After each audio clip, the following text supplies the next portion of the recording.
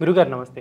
నమస్తే. సో ఇటీవల కాలంలో చాలామంది అంటే పూజలు చేసుకుంటూ ఉంటారు. కానీ వాళ్ళ ప్రయాణాలు చేసేటప్పుడు మెట్రో రైల్లో గానీ, బస్సులలో గానీ ఇలా ప్రయాణించేటప్పుడు లలితా సహస్రనామము, ఒక కనకదార స్తోత్రం ఇలా పాటిస్తూ ఉంటారు, వింటూ ఉంటారు.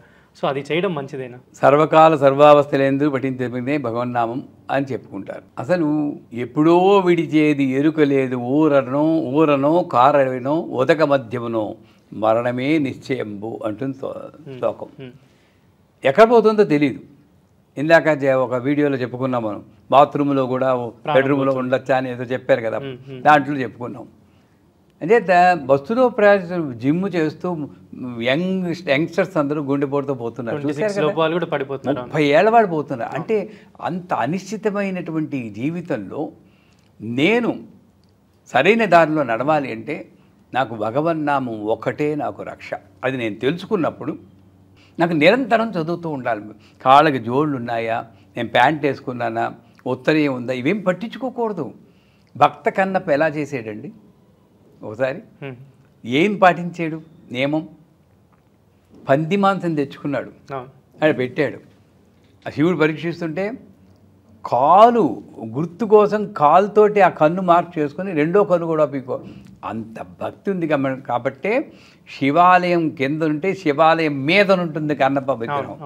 అంటే భగవంతు కన్నా గొప్ప అయిపోయాడు ఆ కన్నప్ప. శ్రీశైలం వెళ్తే చూడండి, అక్కడెక్కడో ఉంటుంది ఇది ఆలయం. అంచేత నేను చేయాల్సింది ఏమిటి? సర్వకాల సర్వావస్థలందు భగవన్నామం చెప్పవచ్చు. వీళ్ళు ఏం చేస్తారు? అలా చదవకూడదు, ఇలా చదవకూడదు, అన్నం తిన్నాక చదవకూడదు. అంటే నువ్వేం చేయాలి? నీకున్న టైం ఏమిటి? అన్నం తిన్నాక చదవకూడదు, షర్ట్ వేసుకుంటే చదవకూడదు. ఏది ఇలా చేయకూడదు అని చెప్పి వాళ్ళు ఎక్కువైపోయారు. నేను అది పాటించను.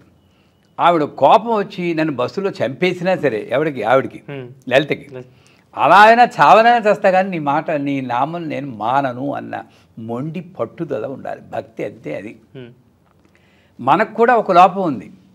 చదవద్దు అంటే వింటాం. చదవద్దు అన్నారండి, దీక్ష లేకుండా చేయొద్దన్నారు, ఒక ఎక్స్క్యూజ్. మరి కార్తీక మాసంలో తెల్లారుజామునే లేచి చన్నీళ్ళలో స్నానం చేయమని చెప్తారు వాళ్ళు. చేస్తాం, అది చేయం. ఎందుకంటే అది ఒక పెద్ద బర్డన్. నాకు ఏది కన్వీనియంటో అది నేను వింటున్నా. నాకు కొంచెం ఎక్స్ట్రా వచ్చిందని నేను విన్ను. అది నాలో ఉన్న లోపం, వ్యవస్థలో లోపం లేదు. అంచేత ఎప్పుడు బస్సుల్లో అయినా రైళ్ళలో అయినా. కాకపోతే ఏంటంటే నేను ఒక ప్రకటన కోసం కొంతమంది చేస్తుంటారు, శ్రీమాతా శ్రీ మహారాజ్ని అని ఇంకోళ్ళకి డిస్టర్బెన్స్ చేసేటట్టు, లేదా ఆవిడ గుర్తిస్తుందో లేదో నేను భక్తిగా ఉండి ఈ ప్రకటన కోసం తాపత్రయపడకుండా మనకు అక్కడ చదువుకోండి, మంచిది. ఆ సమయంలో మీరు ఇంకేం చేస్తారు? ఆ సమయంలో కూడా వేరే ఆలోచించు, ఆడ అందుతుందో లేదో అని టెన్షన్ పడడం కన్నా, బస్సుల్లో ప్రయాణం చేసేటప్పుడు ఫ్లైట్లో వెళ్తుంటాం, అప్పుడే నా పూజలు అన్నీ అయిపోతాయి. ఫ్లైట్లో నాకు విగ్రహం ఏది, నీళ్ళేవి ఉండవు, మానసికంగా పూజ చేసేసుకుంటాం. అంచేత ప్రయాణాల్లో మీరు ఏ స్తోత్రం చదవండి, కనకధారమని, లలితా సహస్రం, విష్ణు సహస్రం, ఏదైనా ప్రయాణాలు చేసుకోవడం ఉత్తమం. ఎందుకంటే ఆ సమయంలో అంతకన్నా చేసి పనేం లేదు. ఖాళీగా కాలక్షేపము అని ఒక బాధ ఉంది. కాలక్షపము అంటే నాశనం చేయడం. కాలక్షేపం అని బఠానీలు నోట్లో వేసుకోవడం కాదు. కాలక్షేపం అని పూర్వకాలంలో సూతమహాముని మునులందరూ కూర్చుని నైమిషారణ్యంలో అడిగివారట, కాలక్షేపం కోసం అడిగివారట.